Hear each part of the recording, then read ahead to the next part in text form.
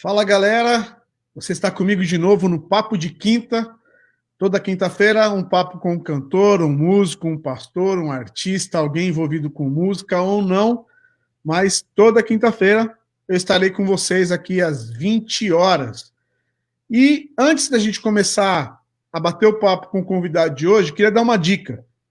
Às vezes as pessoas, vocês entram em algumas salas de vídeo. Só que essas salas de vídeo, ela não permite que eu leia as mensagens. Então, se você quiser mandar pergunta, se você quiser bater um papo com a gente, é só através do vídeo oficial. Pela sala de vídeo eu vou ficar sabendo depois. Infelizmente, eu não consigo ver na hora as suas mensagens, os seus comentários e tudo mais. Tá bom? Hoje nós vamos bater um papo com o pastor Luciano Manga. Para quem sabe, Luciano Manga, pastor, hoje ele é pastor da igreja da Comunidade Vineyard no Rio de Janeiro, mas também tem a sua história na trajetória da música, do rock gospel, do rock cristão, e eu queria chamar para bater um papo com a gente, pastor Luciano Manga. Seja bem-vindo, pastor. Beleza, Carlinhos. Legal poder bater esse papo com você e deixando aí também meu abraço a todos e todas que estão aí prontos, né, para nos ver, para nos ouvir e com certeza vão ouvir e vão nos ver em vários horários, né? Então não adianta você ficar falando boa noite, bom dia. Isso é uma verdade. Hoje não tem como, mas você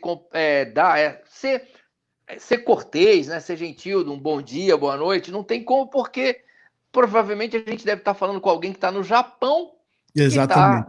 que tá acordando. Exatamente. Então é melhor nós ficarmos assim, só nesse cumprimento mais. E aí, pessoal, valeu, legal. Salve, salve. Manga, muito obrigado, viu, cara, pela possibilidade desse bate-papo. Estou muito feliz, fiquei muito honrado. Nem todo mundo sabe, mas eu tenho um carinho especial. A gente tem um relacionamento, mesmo que um pouco à distância, mas existe esse contato. E para mim é uma honra estar falando com você hoje à noite. Obrigado pela disponibilidade aí. Eu que agradeço, cara. Sempre poder bater um papo com você, sempre é bom demais, né? Que a gente tem história juntos, né? Sim. Então isso é bem interessante. Cara, legal. Manga, é o seguinte, para a gente dar início, é interessante das pessoas saberem o início também. Você tem uma história com a música, você passou por algumas igrejas, e tem a história da Oficina de Três, quando você começou lá atrás, o início dela era no Ministério de Louvor. Fala um pouquinho para a gente sobre o Luciano Manga, sobre você, e como que surgiu essa possibilidade de se envolver com música. Principalmente meu avô materno, ele era músico, lógico, eu era pequeno, mas minha mãe sempre disse da paixão do meu avô pela música e também do meu bisavô, né, que ambos tinham eram músicos mesmo, né, voltados para a música. E minha mãe era uma mulher assim que apaixonada por música, principalmente, lógico, a música da época. Minha mãe, eu lembro quando criança, minha mãe ouvia muitas músicas assim de trilhas de cinema, né? E muito músicas orquestradas, né? Música italiana.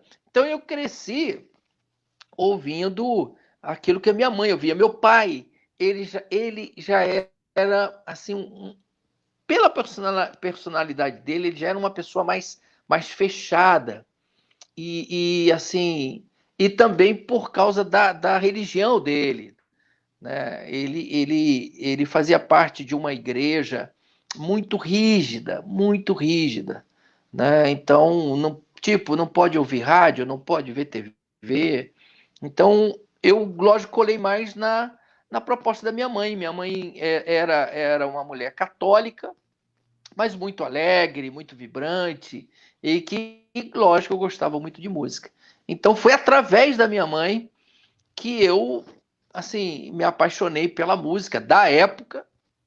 E, lógico, depois, conforme eu fui amadurecendo, fui optando pelo estilo de música que me agradava. E, lógico, eu migrei para o rock and roll da época. Então, aí eu vi muito de Purple, Led Zeppelin, Nazareth, Rush, os próprios Beatles, né? Eu vi muito, né? Então, essa é a minha história, assim, o meu primeiro relacionamento com a música. E lógico que eu não venho de um contexto evangélico, então eu não ouvia, não tinha ideia de música evangélica, até porque também naquela época não tinha muita coisa para se ouvir. Então Qual que é a essa foi época a mais ou minha. menos? Foi anos 70? É. Nós estamos falando aí de 78, 79. Então, você tinha mais assim cantores clássicos, Luiz de Carvalho, Vitorino Silva. Você tinha os vencedores estavam começando. Tinham, acho que poucos trabalhos que eles tinham feitos. Então, era assim, no sentido de modernidade, né? De modernidade. Então, não tinha para um jovem, né, de 16, 17 anos, saindo da adolescência, cara, não tinha. Então assim, quando eu entro no contexto da igreja e vejo a musicalidade da igreja, eu fico falo, caramba. Só que eu conheço uma igreja, né, venho a conhecer uma igreja próximo aonde eu morava, que era uma igreja contemporânea, já para sua época, com uma musicalidade incrível. Porque muitos jovens que vieram ou vieram para essa igreja, que foram alcançados por Jesus e começaram a frequentar essa igreja, vieram do movimento hippie, cara. Então era uma rapaziada assim, Irado. muito Woodstock, sabe? Uhum. Então essa rapaziada começou a compor, mas usando a sonoridade do daquilo que estava na veia deles. O que Uhum. estava na veia deles? O que estava na veia deles era o som dos anos 70. Creedence, Jan Joplin. Cara, é o que os caras ouviam, entendeu? Então, muito do que a gente tocava e ouvia na igreja tinha a ver. Um grande nome nesse período foi o Janires. O Sim. Janires foi um grande nome no sentido de composições, né, de poesia, de letras maravilhosas.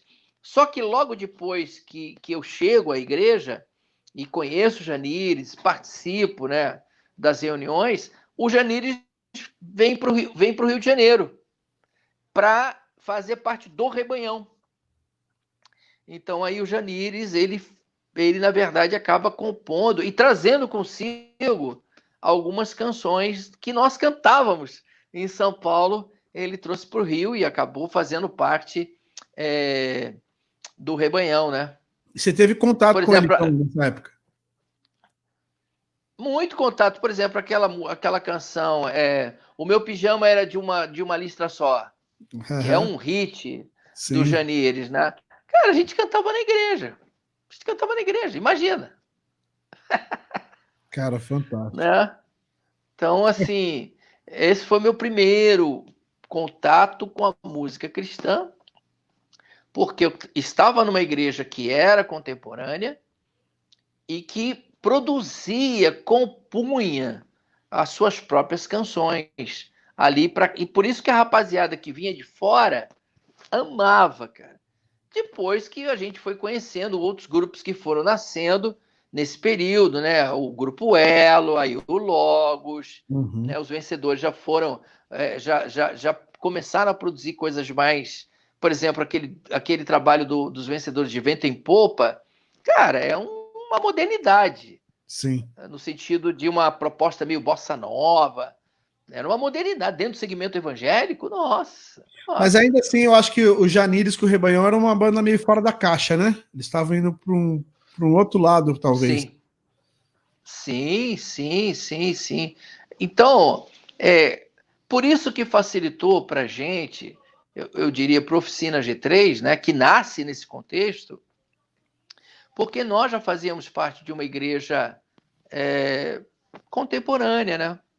Então, nós começamos a receber convites para tocarmos nos colégios, nas universidades, né? Então, isso foi expandindo a nossa musicalidade, a mensagem que nós queríamos anunciar. E aí as igrejas começaram a fazer convites, principalmente igrejas batistas, por causa da visão evangelística que a Igreja Batista tinha, né? Então, nós começamos a ir em várias igrejas batistas e depois as igrejas pentecostais que também queriam evangelizar. Então, pô, os caras faziam eventos, né? Festa não sei do que, e convidavam a gente para tocar, né? Mas tudo com o intuito evangelístico. Não era Essa para igreja que tocar você em falou que era uma igreja culto. contemporânea já era a igreja do tio Cássio. Isso. Já era. Já era. Já Antes era. da gente continuar aqui, deixa eu só mandar um abraço para tem uma galera comentando aqui. Tem o Nelsinho Guerra, que é de Curitiba, um cara apoiador da rádio, também parceiro. Um abraço para ele. Fanzaço, Luciano. O cara curte muito rock and roll e tá curtindo muito, tá ouvindo a gente. O Jefferson Rodrigues, que já foi locutor da Rádio Nova Vida, parceiraço nosso também. Tem o Guigo Fontoura, que é um cara de Curitiba também, um cantor. A galera de Curitiba tá em massa aqui. Um abraço para vocês. O Eliezer também, que é o responsável pela RNV, então tá muito feliz de ter você nesse bate-papo com a gente também, né? O Cleiton do Vale, que acabou de entrar também. Então, só para mandar esse abraço para essa galera aqui que está assistindo a gente. Manga, você falou dessa galera das igrejas que começaram a chamar porque tinha uma proposta mais evangelística. Foi aí que surgiu a proposta da oficina ou ainda não? Não, porque na verdade, nesse período, eu estou falando aí de 82, Uhum. 83, né, 84. Aí era um grupo da própria igreja que usava o nome. Como a igreja, o nome fantasia, a igreja tinha dois nomes fantasias, tá? A forma como as pessoas conheciam a igreja. Conheciam a igreja como a igreja do tio Cássio, por causa do Uhum. pastor que chamava-se Cássio, ou Igreja Cristo Salva, porque o Alex Dias Ribeiro era piloto de Fórmula 1 e Sim. ele corria no carro dele, tinha um adesivo enorme, Cristo Salva. E ele frequentava a igreja. Então, a Virou igreja uma ficou igreja. conhecida como Cristo Salva. E aí nós montamos um grupo chamado Cristo Salva. Uhum. E esse grupo era o grupo que saía nesse período para ir para esses trabalhos evangelísticos, né? Os convites que a gente recebia, tal, né? Posteriormente, quem começou a ir nos eventos era o G3, porque eu ia como vocal, o Túlio, que fazia parte do Cristo Salvo, também ia como vocal, e aí o Juninho, Valtão, que eram integrantes desse grupo 3, que era um grupo de louvor da igreja, a gente começou a sair, Uhum. né? Porque como o Túlio era o grande compositor na época, então a gente saía para cantar as canções dele. E lógico também cantava algumas canções que eram extremamente modernas e evangelísticas que cantávamos na igreja. E aí o G3 começou também a tocar essas músicas. Foi aí que É surgiu isso. Sem Jesus Você Pirou, Valéria. Foi nessa época aí. Sim. Não, essa foi depois. Foi. O Sem Jesus Você Pirou, sim. Sem Jesus Você Pirou foi nesse período. Agora, Valéria, por exemplo, Razão, Uhum. que mais que eu vi ontem? Mais que Vencedores, aí já é um outro período. Sim. A época do Túlio foi quando vocês lançaram aquele primeiro LP, né?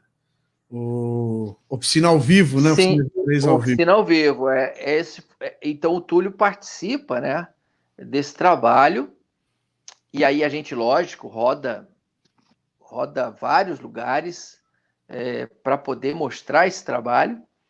Mas como era muito novo, tudo era muito novo, então a gente assim não acaba se limitando mais a São Paulo, vai até o Paraná, vai até o Mato Grosso, mas a gente não tem viagens um pouco assim, por exemplo, para o Nordeste, né? Que a gente começa a ter já com o segundo trabalho, Nada Tão Novo, Tão Velho. Aí, meu amigo, aí os convites começam a surgir de várias partes do Brasil, né? Existia essa noção, Manga, de crescimento, de expansão, ou era tudo brincadeira, ou tinha esse foco? Não, nosso objetivo realmente é divulgar o trabalho. Não falo como algo ruim, como algo legal mesmo. Assim, vamos divulgar nossa música, vamos expandir. Existia essa pretensão? Não, eu digo que a pretensão nossa era evangelizar. Essa era a nossa paixão.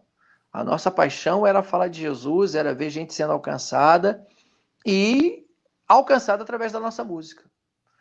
Nós não estávamos preocupados aí se a gente ia ter sucesso, se a gente ia despontar. Não passava isso pela nossa cabeça, até porque a gente não se achava tão capaz assim, né? Uhum. Para tamanha dimensão, imaginar que isso. Não, não. Mas O, Deus, na sua graça, fez com que a coisa sim. acontecesse. O Jefferson Rodrigues falou que do SOS da Vida, da oficina. Vou até mostrar o clipe que a gente estava comentando aqui, que eu ia fazer uma pergunta para você sobre esse período assim da banda. Deixa eu colocar aqui. Isso daí foi no SOS ou foi na Renascer?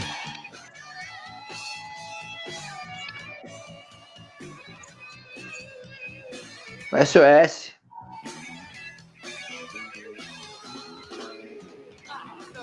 Isso estava no Nada Tão Novo e Nada Tão Velho, essa época aí, foi a gravação do segundo disco. Isso, foi.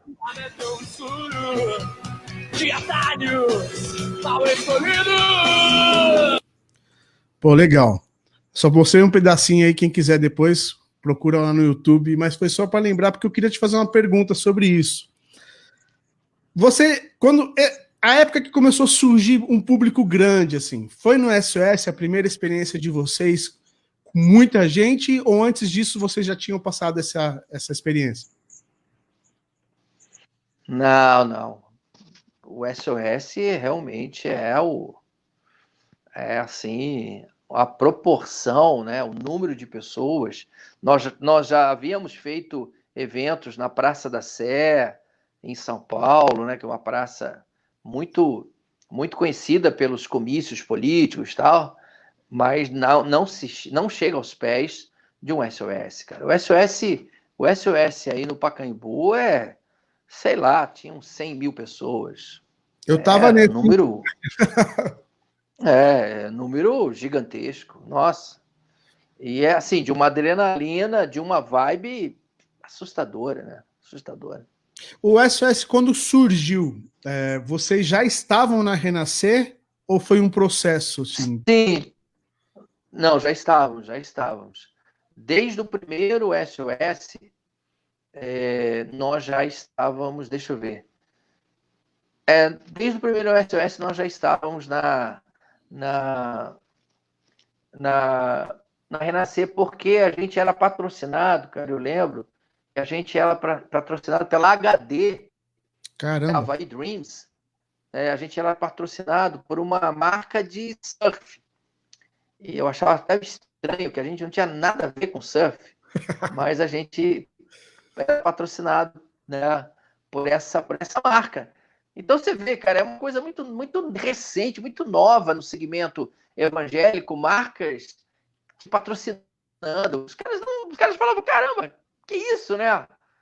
Agora, depois que a grande marca mesmo, que eu acho assim, que fez o Oficina despontar, principalmente para rapaziada mais underground, para essa rapaziada grunge, né? Foi a Visual Streetwear.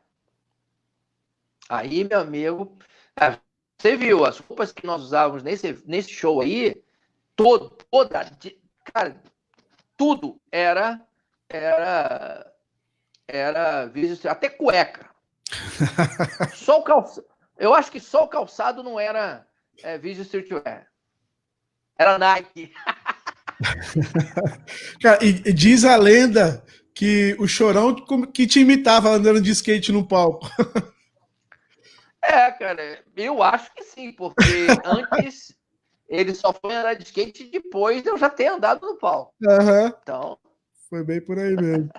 E depois, assim, aí veio algumas mudanças. Nesse show que a gente acabou de ver, não era só o Juninho na guitarra, né? Tinha era o Marcos, né? O Marcão. Marcos Pereira é o nome dele. Que a gente carinhosamente chamava de PP.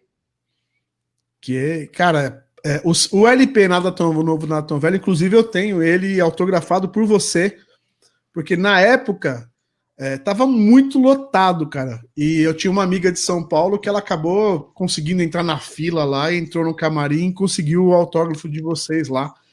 E para mim, quando eu tive o contato com você depois, eu fiquei, sabe aquela impressão, cara? E sou muito feliz de ver a humildade, a forma como você recebeu, assim. Então, é uma alegria para mim mesmo, cara, de verdade, estar trocando essa ideia com você. Ô, Manga, quanto tempo você ficou na oficina? Cara, deixa eu fazer uma conta aqui. 87, 97, 97. Uns 12, 13 anos, aproximadamente. Muito tempo, né, cara? Muito tempo. Muito Tem tempo. uma história mesmo.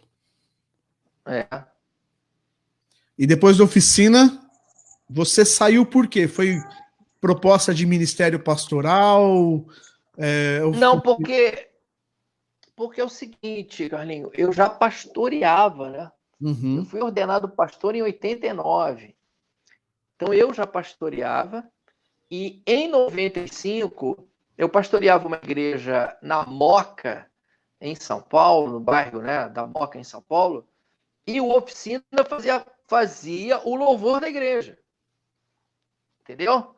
Entendi. Então, só que aí eu fui convidado pela liderança da igreja para iniciar o projeto de plantação da Renascer no Rio de Janeiro. E aí, cara, eu aceitei, mas aceitei aquela de que eu conseguiria conciliar a oficina com a igreja. Cara, coisa de inexperiente, né? De gente. Na hora que você tá na hora que você vai mesmo plantar uma igreja e tá fazendo parte de uma banda, você fala, cara, isso não dá, é muita loucura. E aí, ainda mais, em cidades diferentes, né? Então, eu não consegui lidar com isso, né? Foi uma pressão muito forte para as outras responsabilidades que tinha, né? Uhum. Então, eu achei mais sensato eles continuarem e eu sair. Mas você era do Rio antes? Não, eu sou paulistano, sempre fui de São Paulo. Mas a proposta de ir pro Rio foi, tipo, aleatória, assim, né? Tipo, tem uma possibilidade do Rio e foi feito o convite. Aleatória, não, E eles, na verdade, eles tinham alguns nomes. Eu encabeçava a lista dos nomes. E se eu aceitasse, ok. Se eu não aceitasse, iria outra pessoa. Uhum. Mas eu acabei aceitando. Eu falei, vambora. Vamos ter uma experiência nova, né, cara? E você ficou pastoreando sem fazer parte da banda, você pastoreou por mais quanto tempo dentro dessa igreja? Cara, um ano. Um ano. Não, assim, eu estava durante um ano pastoreando e com a banda. Sei. Aí, quando chegou em 98, que a coisa foi... que foi quando a gente havia decidido de gravar o acústico, né? Que seria no ano de 99, cara. Aí não, seria em 98. Aí que eu falei para ele, falei, cara, não vai dar certo. Não vai dar certo de gravar esse trabalho, né? Então a gente chegou à conclusão de que eu participaria de uma música e não gravaria. E foi na boa? Você? Cara, é uma história, né, mano? Não, foi difícil, foi difícil. Assim, na época, assim, você sofre muito. Pô, caramba, meu. Agora que a coisa tá, pô, numa projeção maravilhosa, agora que a banda está estourando, cara, que você vai viver um negócio legal, pô, já passou 1000 perrengues, e agora que a coisa tá legal, eu vou sair, puxa vida, né? Mas eu tive que tomar essa decisão, hoje, lógico, hoje eu sei que foi a decisão certa, né? Porque logo depois, eu também tomei a decisão de sair da igreja a qual eu estava, né? Então, assim, eu só posso crer que eu tomei a decisão certa, né? De buscar outros caminhos, respirar outros ambientes, outros ares. E é o que eu vivo hoje, né? É o que eu vivo hoje. Estou aqui, pastoreio a Igreja da Vínia, feliz com a igreja, feliz com o movimento da Vínia, né? Então, tá bem, tá tranquilo. Top. Você falou da Vineyard.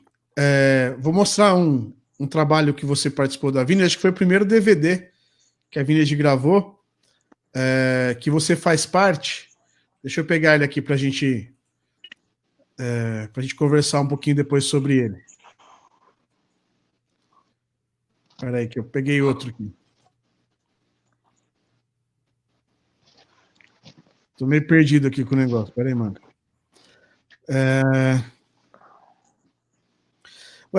Fala para mim, enquanto eu acho aqui, essa questão de você gravar com a Vineyard, ela aconteceu por quê? Assim, como que surgiu essa possibilidade? Achei aqui, ó. O meu amor, a ti darei o meu amor,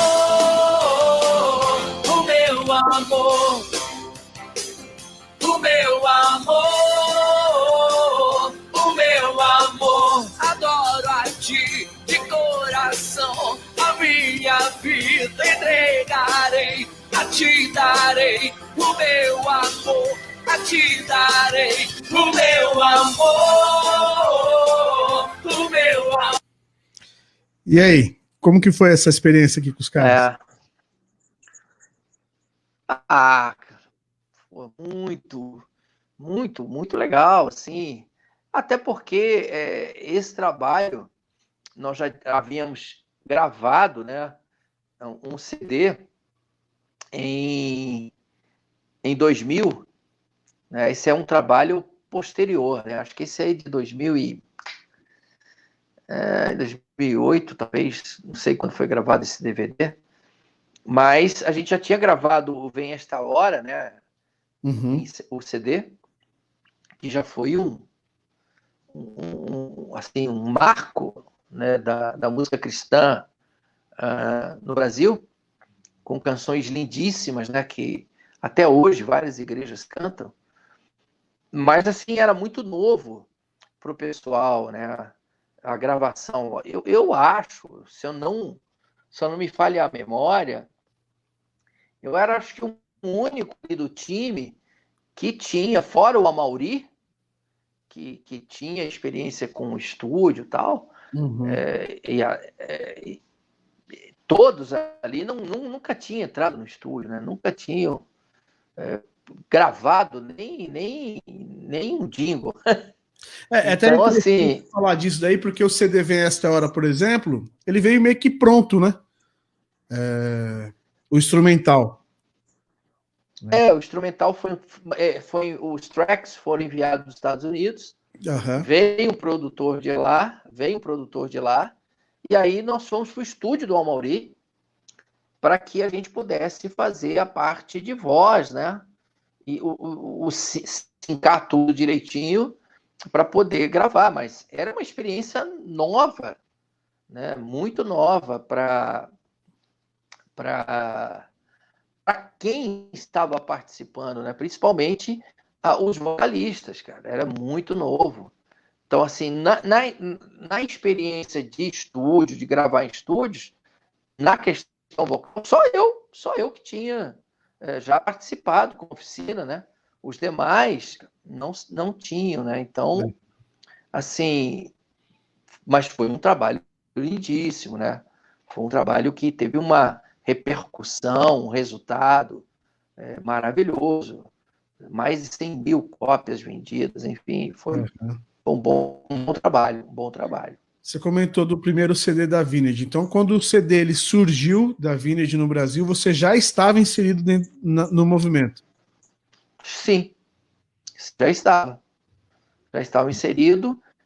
Na verdade, eu estava numa parceria, né, numa comunhão com a igreja de Bauru, com a igreja de Piratininga, né, que eram as igrejas com quem eu tinha um relacionamento maior, até porque eram as primeiras igrejas que estavam surgindo no Brasil, e eles estavam me apoiando a plantação no Rio.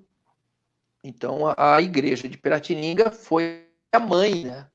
Eu diria foi a mãe do processo de plantação aqui no Rio, porque a gente sempre tem que ter uma igreja que planta, né? Então, uma igreja mãe que auxilia, que orienta. Então, a igreja de Piratininga seria essa igreja mãe, né? No sentido de dar todo o suporte para a plantação da igreja aqui no Rio de Janeiro. Entendi. O Oficina era uma banda mais evangelística, né, mano? É uma coisa mais de rua, mais trabalho evangelístico mesmo. Essa migração de você sair dessa questão evangelística e ir para uma coisa mais congregacional, você se adaptou fácil, talvez por você já fazer parte de igreja, mas essa transição musical, assim, você sentiu essa diferença? Ou você continuou fazendo por fora o que você gostava de fazer, que era o evangelismo na rua? Assim, a questão do louvor da adoração sempre foi uma marca na minha vida, né? Pela questão congregacional, né? Então, eu não senti muita diferença, até porque eu sabia, e a Vínia me ajudou muito a entender o conceito de adoração, né? A Vínia, assim, nesse ponto, me ajudou a tirar algumas dúvidas que eu tinha, né? Então, lendo muita coisa, principalmente na questão teológica, enfim, eu compreendi o significado da adoração.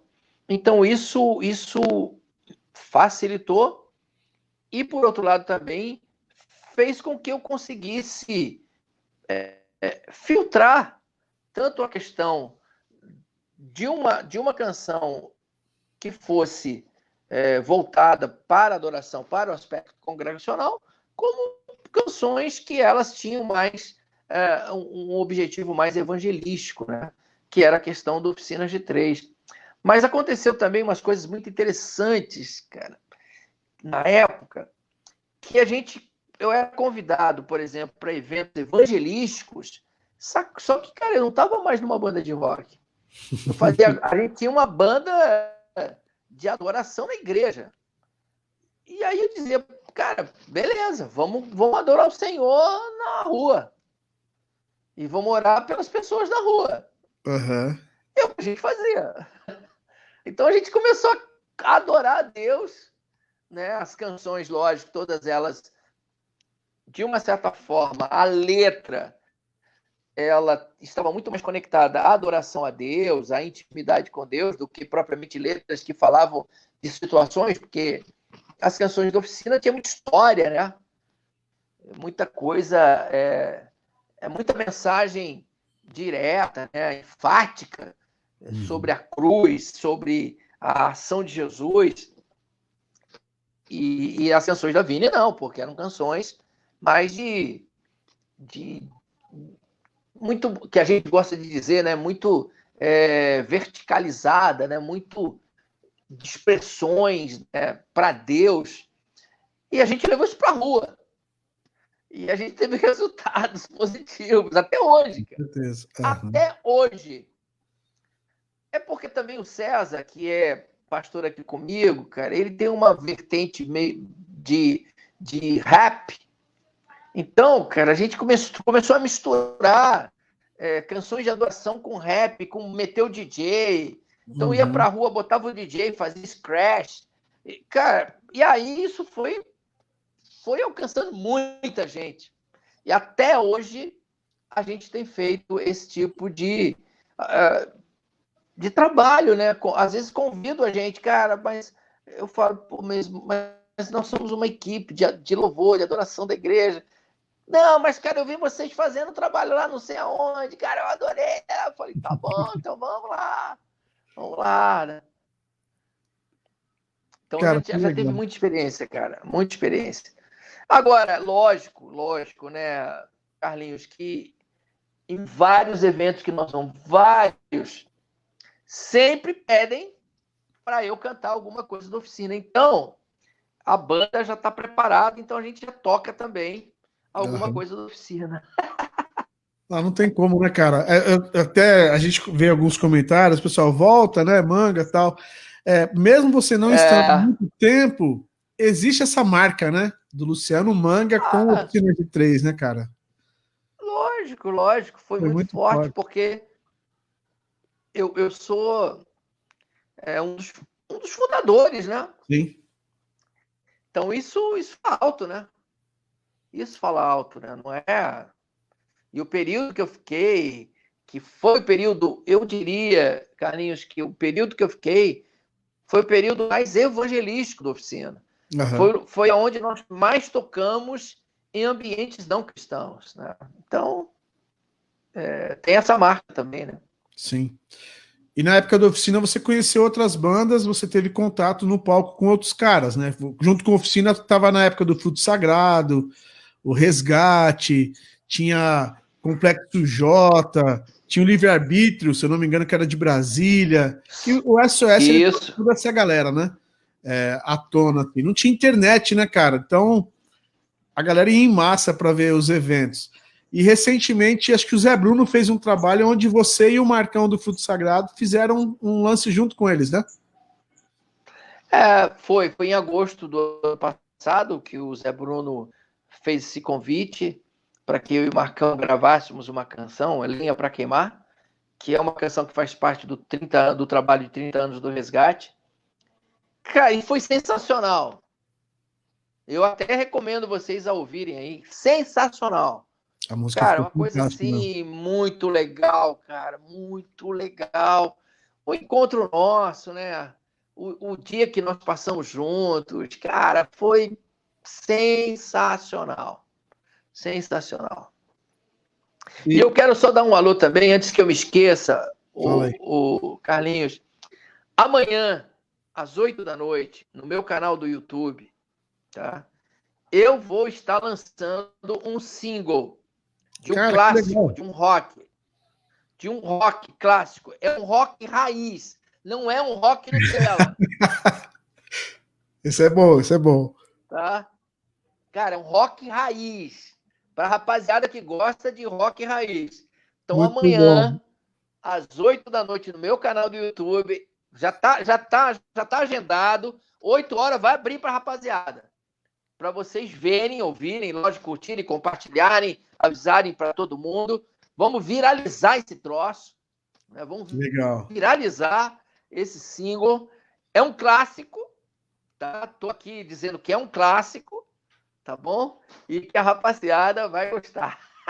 Cara, muito bom saber. Ainda mais que essa questão do rock raiz. O Nelsinho Guerra aqui deve ter vibrado, né? É. O cara é fissurado no. Ah, pode vibrar.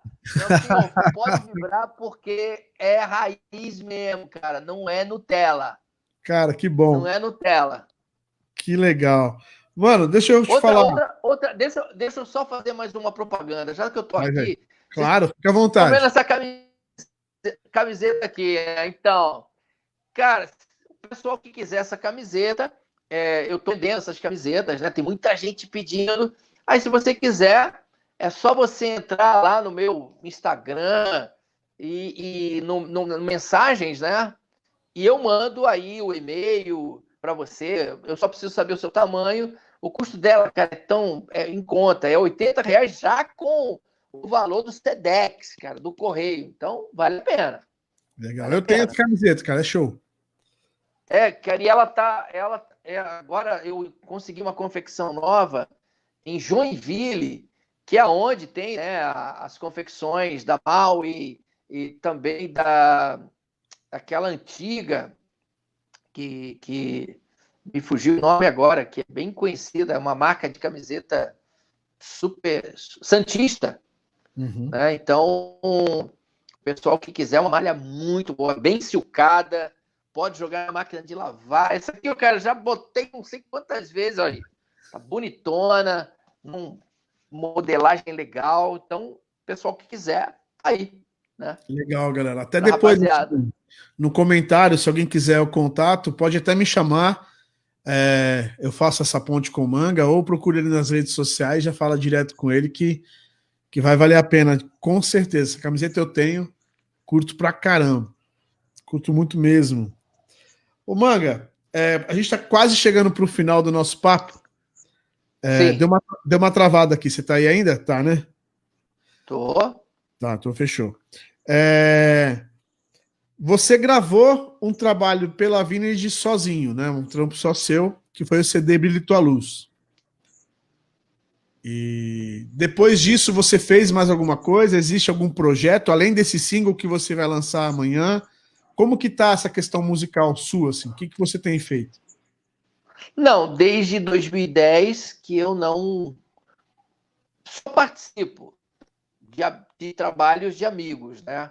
Nada assim solo, né? Nada próprio.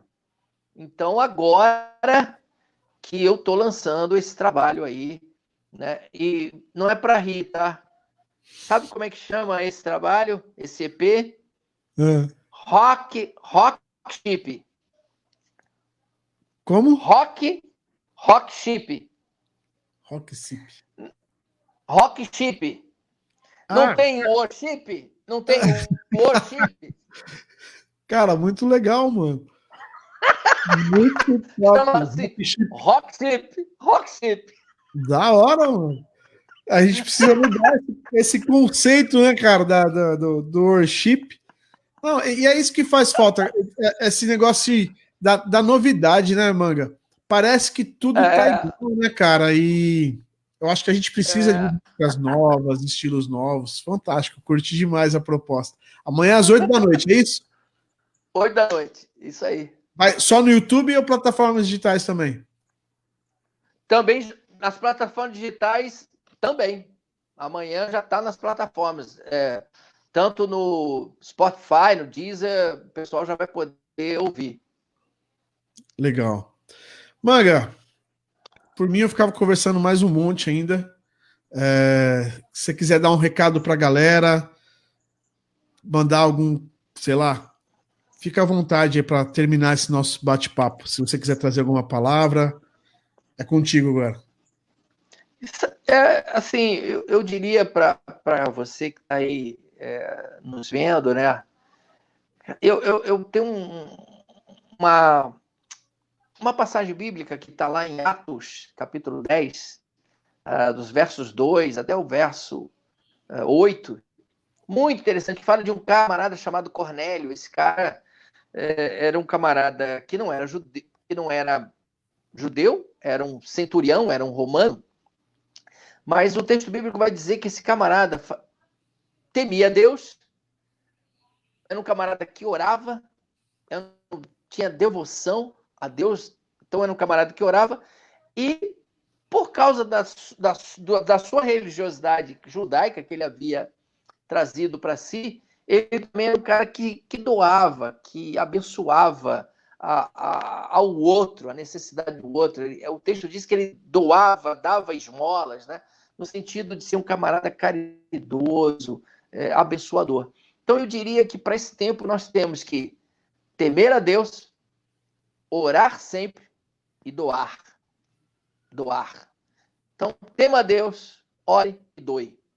Eu acho que são coisas importantes para esse tempo de pandemia.